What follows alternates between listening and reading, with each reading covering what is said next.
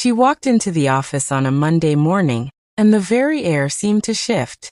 Her name was Isabella Rossi, and she arrived not just with a resume, but with an aura, a blend of effortless confidence and disarming charm that felt almost too perfect.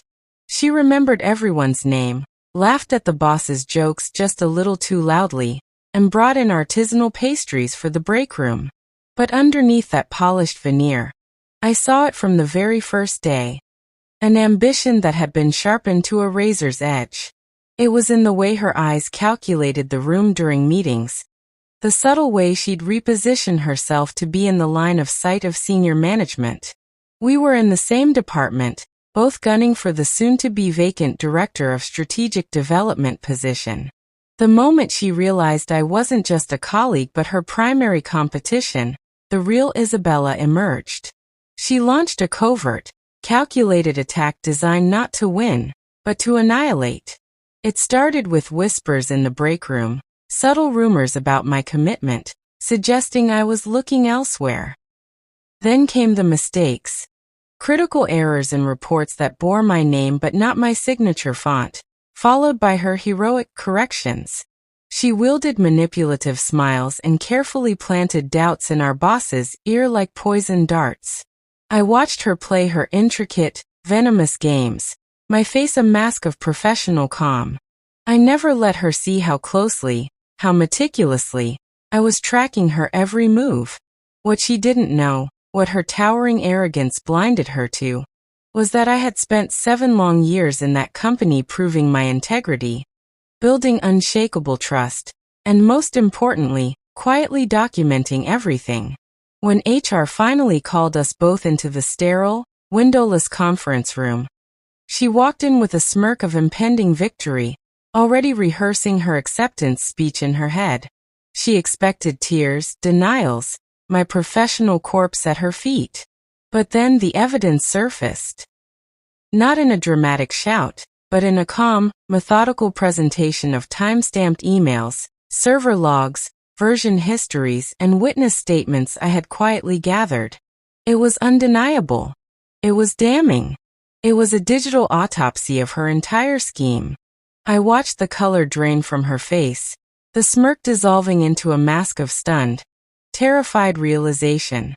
Her carefully constructed world crumbled in the span of 30 silent seconds. I didn't have to say a single word. I simply sat there, my hands folded, as her own reflection in the polished table showed her the architect of her own spectacular downfall. Omnicorp had been my home for 7 years. I, Maya Sharma, had started as a junior analyst and through late nights, sacrificed weekends, and a relentless dedication to quality, had earned the respect of my team and the leadership. I wasn't the most charismatic person in the room, but I was known as the one you could trust with a complex problem or a sensitive client. My work was my signature. The Director of Strategic Development role was the natural next step, a position I had been informally groomed for over the past 2 years. The current director, a mentor of mine named David, was retiring, and he had all but promised me the role. The company culture was one of collaborative competition. We pushed each other, but we also had each other's backs. We celebrated wins as a team and dissected losses as learning opportunities. I loved my job. I believed in the work we did. Then Isabella was hired, externally, from a flashy, cutthroat competitor. Her resume was impeccable. Ivy League education, a string of successes at her previous firm. On paper, she was a stellar addition. Initially, I was excited. I saw a potential ally, another driven woman to shatter the glass ceiling with. I welcomed her, showed her the ropes, shared my insights into the company's unique culture. The first fissure appeared during a project kickoff for the Ether account, our most important client. I had spent weeks developing the initial strategy. In the meeting, as I was presenting, Isabella would subtly interject. "That's a fantastic point, Maya. It reminds me of a similar approach we used at my old firm. Though we found that pivoting to a more data-aggressive model yielded a 20% higher ROI. She wasn't adding, She was reframing. She was inserting her legacy into my work, making my ideas seem like a precursor to her superior wisdom. Our boss, Mr. Henderson, ate it up. Excellent insight, Isabella. I love that aggressive thinking. The culture began to shift. The collaborative spirit started to be replaced by a subtle, performative one-upmanship, led by Isabella. She created an inner circle of those who flattered her. And I found myself, for the first time, on the outside looking in.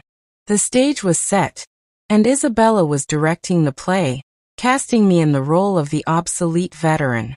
The trigger was the Kronos report. It was a complex, data-heavy analysis required for the Ether account, a report that would form the backbone of our strategy for the next fiscal year.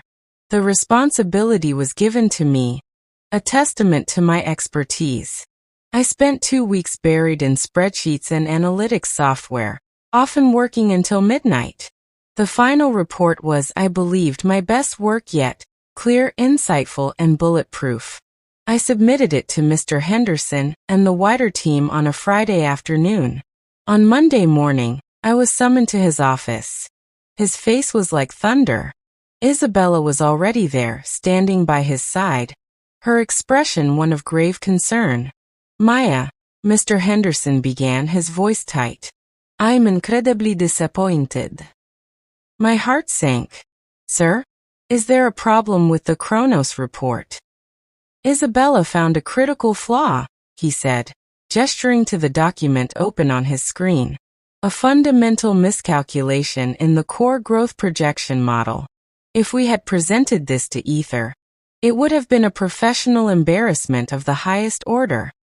I was floored. That's impossible. I checked those numbers a dozen times. Isabella gave me a pitying look. I know how hard you worked on this, Maya. And I know you've been distracted lately. But this was a near disaster. I stayed late last night to rebuild the model from scratch. She slid a printed version of her report across the desk. It was my report, with my formatting, my structure, but with the core data altered to make my original work look incompetent. The betrayal was so brazen, so perfectly executed, it left me speechless. She hadn't just stolen credit.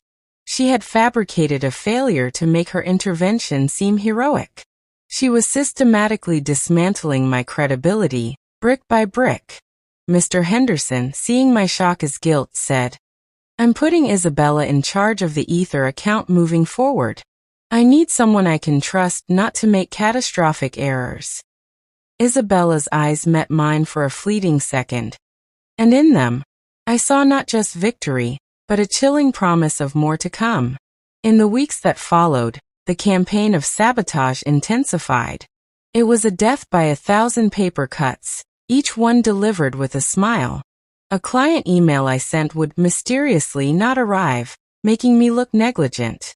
Key files on the shared server would be moved or renamed, causing me to miss deadlines. Whispers spread that I was burned out, that I was bitter about Isabella's rise, that I was a liability. The isolation was profound. Colleagues I'd considered friends began to distance themselves, fearing guilt by association. The constant gaslighting made me question my own sanity. Was I really so careless? Was I just jealous? The financial strain of potentially losing my job was a constant, low-grade hum of anxiety. I'd lie awake at night, replaying every interaction, trying to find a chink in her armor. The final, definitive blow came when I discovered she had accessed my private work journal. I kept a digital log of my ideas and project notes, protected by a password. One day, I found a series of my most innovative strategic concepts, ideas I hadn't yet shared, paraphrased in an email from Isabella to Mr. Henderson, presented as her own brainstorming. She wasn't just framing me for incompetence. She was actively pillaging my intellect to fuel her own ascent. The violation was absolute. She had crossed from professional rivalry into something far more personal and insidious. The hurt and shock solidified that night into a cold, hard diamond core of resolve. She wanted a war? I would give her one. But it would be fought on my terms, in the shadows, with evidence as my weapon. I knew that a direct, emotional confrontation would be suicide. It would be my word against the office's new golden child. My only path to survival was to become a forensic auditor of my own professional assassination. I began to operate with the quiet precision of a spy in my own life. My first move was technological. I had a friend in IT, a quiet, brilliant man named Ben who I had helped get his job years ago. I confided in him, showing him the corrupted Kronos report. He was appalled. With his discreet help, we implemented a silent digital surveillance system. We set up login alerts for my accounts, tracked IP addresses accessing my files, and even created hidden version histories for critical documents that Isabella couldn't alter or delete. The evidence began to pile up, a damning digital paper trail. I had server logs showing Isabella had accessed my computer after hours using a shared admin password. I had records of her creating the forged versions of my reports. I recovered deleted chat messages between her and a sycophantic junior employee, plotting to keep Maya busy with fake emergencies. I even had a recording, legally made in our one-party consent state, of her bragging to a friend on the phone in an empty stairwell about how easy it was to manage the old guard out. The power didn't just shift, it underwent a seismic reversal. I was no longer the victim of her schemes. I was the archivist of her crimes. The quiet, diligent worker bee had become a queen with a stinger loaded with incontrovertible truth. I held in my hands the complete, unassailable narrative of her treachery. My plan was not to expose her immediately. That would have been a single, dramatic explosion. I wanted a controlled demolition. My goal was not just to clear my name, but to ensure her downfall was so complete, so tied to her own actions, that no one could ever question the outcome. My quiet countermove was a campaign of strategic patience and reinforced trust. I continued to do my work impeccably, but I also started carbon copying Mr. Henderson on every email, creating a public record of my contributions. I began scheduling weekly check-in meetings with him, not to complain about Isabella, but to proactively discuss project timelines and strategies, subtly re-establishing myself as the knowledgeable, reliable expert. Simultaneously, I began to slowly, carefully, share my evidence with a select few. The HR manager I trusted, the head of security, and my mentor David, who was still on the board.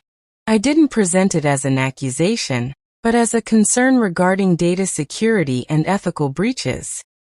I framed it as protecting the company, not just saving myself. I was building a coalition of the convinced, ensuring that when the moment came, the decision would be unanimous and swift. I watched as Isabella, emboldened by her perceived success, grew more reckless. Her lies became grander, her manipulations more obvious to those who were now quietly watching. She was digging her own grave, and I was patiently, methodically, handing her the shovel. The moment of reckoning arrived with the Ether final presentation. It was the culmination of months of work, a make-or-break moment for the company. The night before the presentation, Isabella, in a final act of sabotage, deleted the entire presentation deck from the shared drive, and sent an email to Mr. Henderson from a fake account, purportedly from a concerned employee, alleging I had leaked proprietary information to a competitor. The next morning, chaos. Mr. Henderson was apoplectic. He called an emergency meeting with HR and security. Isabella stood by, the picture of wide-eyed concern. "I just don't know what's gotten into her," she whispered. They called me into the main conference room. The atmosphere was tense. Mr. Henderson, the HR director, the head of security, and a smirking Isabella were all there. "Maya," Mr. Henderson began, his voice cold. "These are very serious allegations. The presentation is gone, and we have evidence of a data breach linked to your terminal." Isabella couldn't contain her smile.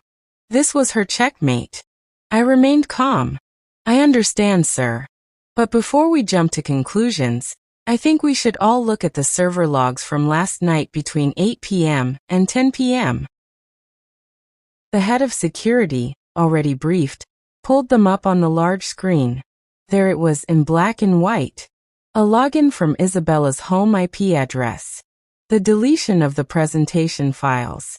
The creation and sending of the fake email. The smirk vanished from her face. Then I spoke, my voice steady.